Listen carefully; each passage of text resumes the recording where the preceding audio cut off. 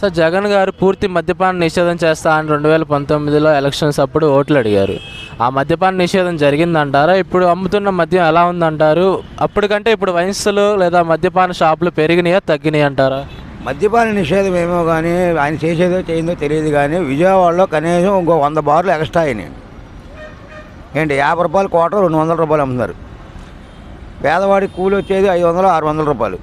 400 రూపాయలు పెట్టి ఇక్కడే తాగేస్తే అతను ఇంటికి పట్టుకెళ్తాడు. అతను పేదవాడి రక్తాన్ని పీల్చుకొని తినడానికి వచ్చిన వ్యక్తి అతను. పేదవాడు ఆకలి అంటే ఏంటో అతను తెలియదు.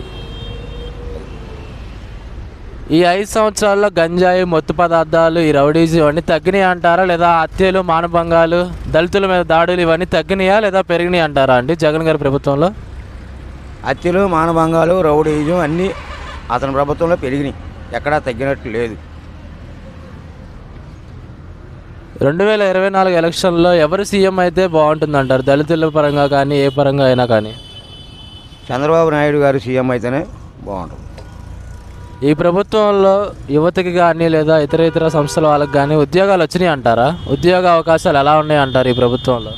ఎవరికి ఉద్యోగాలు రావలేదు. అంబేద్కర్ బొమ్మ ఓపెనింగ్ చేయడం కూడా ఇది 5 సంవత్సరాల్లో ఎస్సీ ఎస్టీ లోన్లు ఏ రోజు వదలలేదు. అతను అంతకుముందు 2014లో చంద్రబాబు నాయుడు గారు సీఎం అయినప్పుడు 5 సంవత్సరాలు ఎస్సీ ఎస్టీ లోన్లు వదిలారు.